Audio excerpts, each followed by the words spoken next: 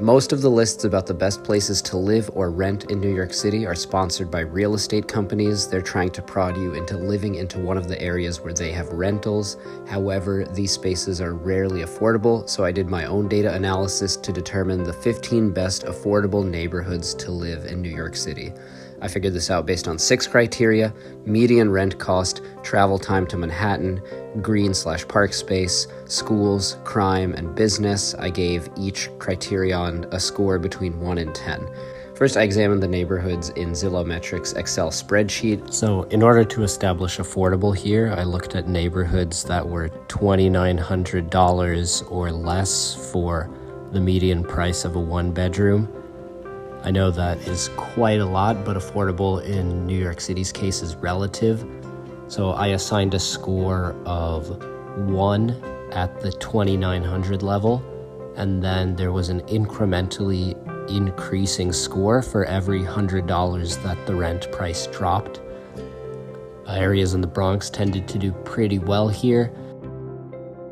Next, using WNYC's Transit Time NYC, I accounted for transit time from 34th Street and 6th Avenue in Manhattan. That's my approximate center for where most workers will commute back to the neighborhood.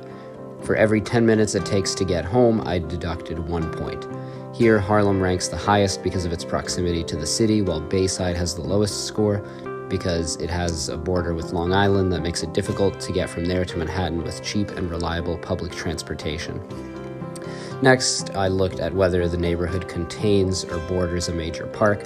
If the neighborhood is not near a major park, I count the acreage of minor parks using data from the NYC Parks website, as well as playgrounds, and I factor that into my point scale.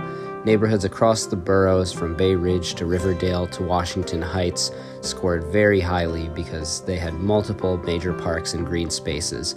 Jamaica in Queens and Parkchester in the Bronx had the worst performance because of their absence of green space and distance from other major parks. Then I analyzed data from K through 12 niche to determine the rankings of schools in or within 1 mile of the area. I assigned a value of 1 through 10 with an A or A plus as a 10 and a D or D minus as a 1, and then averaged the results of all the schools. Riverdale and Bayside had the highest values, each scored an 8, while the schools in Uptown Manhattan and certain parts of the Bronx and Brooklyn underperformed.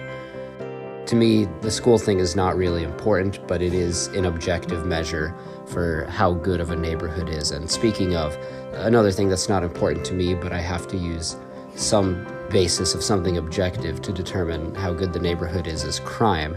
So for that, I went into DNA Info's Crime and Safety Report ranking to judge a neighborhood's level of safety.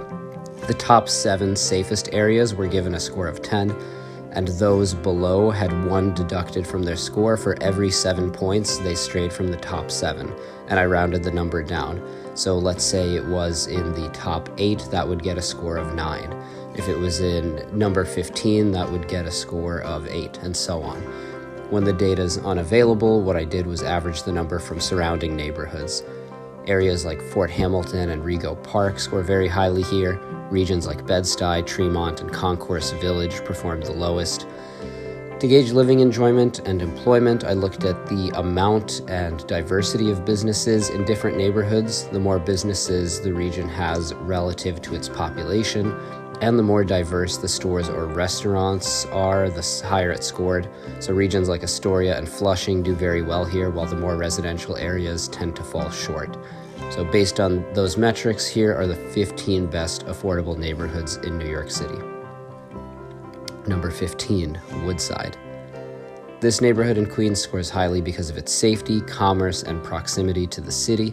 The area leaves much to be desired in terms of park space, however. It's flanked by 2 cemeteries, which isn't really green space. The main play area is the 2.5-acre Big Bush Park. There are a lot of shops along Roosevelt Avenue, and there's multiple transit options. You've got the E, M, R, and 7 trains, as well as the Long Island Railroad that are all here. Number 14, Kew Gardens. Another part of Queens, you'll notice this as a trend. Kew Gardens is very well rounded. It's close to the E, F, J, and Z trains, as well as the Long Island Railroad. It has a low crime rate relative to other New York City neighborhoods and is next to Forest Park. which is about as big as Prospect Park in Brooklyn for scale. It's close to other major thoroughfares like Queens Boulevard and Metropolitan Avenue. That gives it local business points, which is part of what makes it a good neighborhood to live in. Number 13, Inwood. So this is far uptown in Manhattan, right by the Broadway Bridge. It's got about 200 acres of park space. It's got hills for hiking, trees, caves. This is great for nature lovers, although some of the nature does get a little sketchy in places, I'll admit. The area has this new marsh, Muskota Marsh. It's one of New York City's newer parks. The rent is fairly cheap. The Henry Hudson Bridge looks wonderful. Manhattan is just a short ride away on the A train or the 1 train. The Metro North station of, I can never pronounce this, Spooten-Dyville, is right across the bridge. It can be a little rough with crime. Property crime is low, violent crime is higher than it is in most other areas of the city. Plus, the schools tend to be subpar. If you're just looking for a place with cheap rent that's close to the city and has good views, and you don't mind a little roughness, this is a good neighborhood. Number 12 is Sunnyside. Sunnyside is close to Long Island City, which is rapidly gentrifying. Sunnyside has not had that happen to it as much yet, but the rent has been pushed up for sure. It's between 2 cemeteries, which I wouldn't say really count as green space, but still, crime is low, schools in the area are good, and the city's pretty close. A trip on the 7 line will get you there quickly. Plus, it's close to Queens Boulevard and Greenpoint Avenue, so there's always somewhere to go in the area as far as business. 11 is Brierwood. This is right by the E and F lines. This borders the south side of Flushing Meadows Corona Park. It's flanked by Hillside Avenue, Grand Central Parkway, the Van Wyck Expressway. It's a safe residential neighborhood, kind of has a suburban feel. It has all these winding crescents and drives. It has fairly inexpensive rent. It's pretty close to Manhattan, so it's a nice neighborhood overall, especially on the northern end where it is a little safer. Number 10 is Elmhurst, another neighborhood in central Queens. There's a lot on the list. Elmhurst is by the E, M, R, and 7 trains. Crime is low. There are a lot of people in this neighborhood. There's as many people in this neighborhood as there are in the city of Albany. Corona Park is a short while away, but it's still a mile or 2 from the neighborhood itself, depending on where you are. I would say it's not the prettiest region. Sometimes it gets a little industrial, but when it comes to renting in New York City, sometimes you have to do what you can. Number 9 is Riverdale, one of the safest neighborhoods in the Bronx and one of the safest neighborhoods in New York City in general.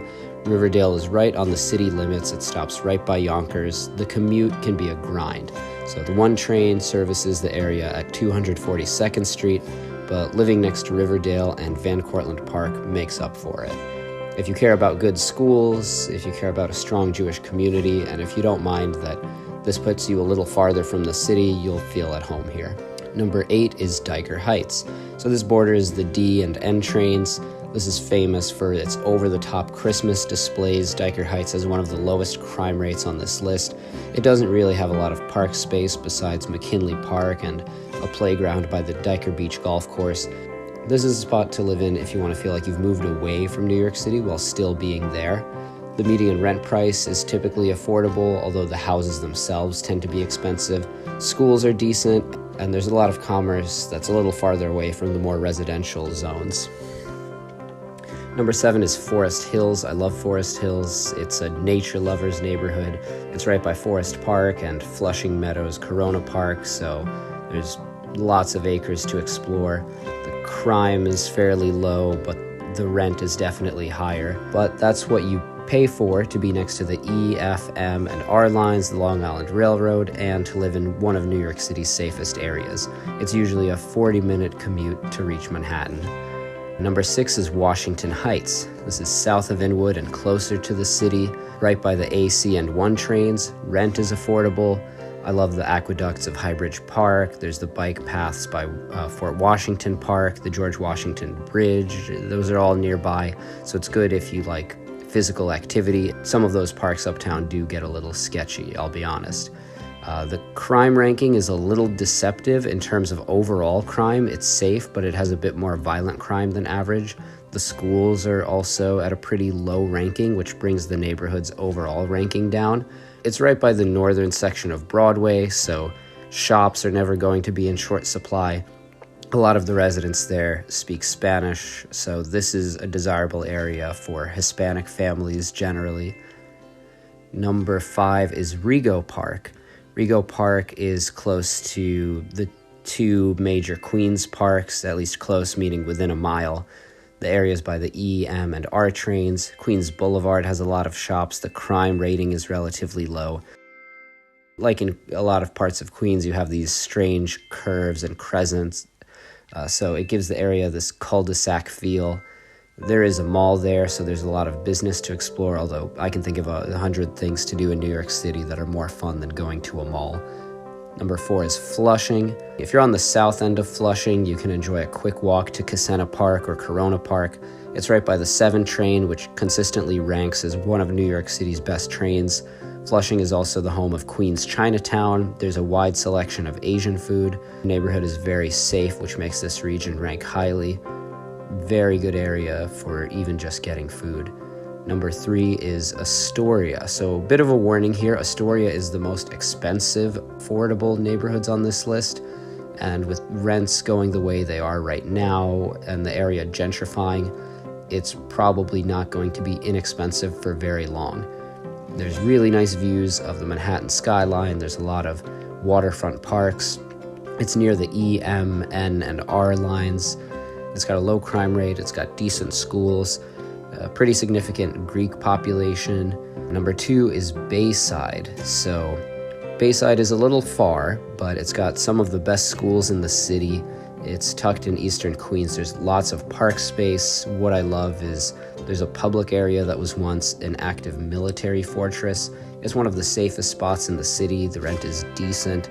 Northern Boulevard and Bell Boulevard are packed with businesses, but the commute to Manhattan is rough, so you need to either take a bus or a train or an expensive trip on the Long Island Railroad. Most people who are living out here are probably going to have a car. Number 1 is Bay Ridge. I'm very biased. I lived in Bay Ridge for a good many years. Out of all the low-rent neighborhoods, Bay Ridge has the highest scores. Rent has actually decreased there from 2002 until the late 2010s. And it's not because the neighborhood's gotten any worse. It's just one of the few neighborhoods where rent has gone down. There's the big commercial drag on 86th Street, 4th Avenue, 5th Avenue as well. So the neighborhood is very strong with local businesses. There's such a good diversity of food spots. It's one of the safest regions in New York City. There's miles of bike lanes along Shore Road Park and the Bay Ridge Promenade, which overlooks the Verrazano Bridge. The northern end of the neighborhood has a significant Arabic community, while other parts of the region have a lot of Greek, Italian, or Irish folk. The only drawback of living there is taking the train. You're living on the R line that chugs along the rails so slowly, probably ranked as one of the worst trains consistently, and you'll know from experience if you've ever taken it out there.